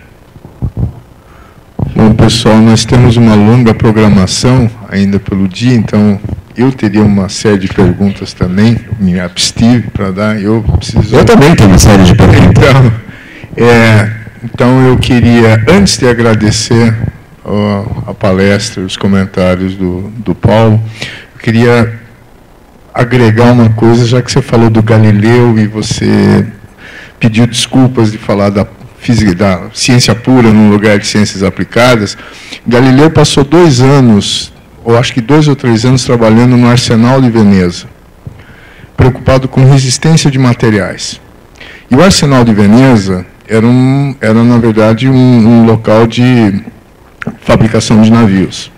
Eles conseguiam fazer um navio em um dia, com até 15.000 funcionários trabalhando nesse dia de uma forma organizada.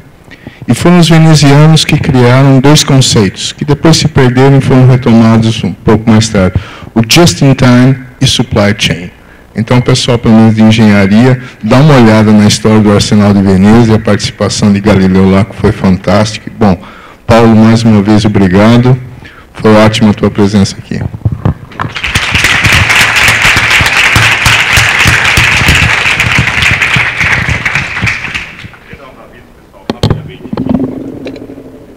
Obrigado, Peter. Obrigado, professor Paulo. A gente vai agora ter um coffee aqui no nicho. Vai ser um coffee bem rapidinho, 15 minutos para tomar um coffee, para acordar ali para as palestras da próxima sessão das sessões orais, na UL 02, 04 e 06. Ok? E, por favor, gente, quem está com pôster, o pessoal da organização está pedindo já para colocar o pôster lá nos tripés e nos painéis, tá bom? Obrigado, pessoal. Coffee aqui do lado, então. A hiperautoria que você postou, nós temos isso aqui dentro. Sabe? Isso aí é uma questão. Obrigado. Muito boa. Esse é o espírito. Exato. Que a gente gostaria de. Cortei a eu ia comentar, mas aí eu falei, não posso. Nós tivemos um reitor que, enquanto reitor, publicava 30 artigos por ano. Nós tivemos uma reitora que, depois que se tornou pró-reitora, ela primeiro foi pró-reitora de pós-graduação e depois foi reitora. Depois que ela se tornou pró-reitora de pós-graduação, a taxa de publicação dela explodiu. Ela não publicava nada. De repente, ela encontrou na atividade administrativa o tempo para estar no laboratório. É uma coisa impressionante. Essa correlação, olha...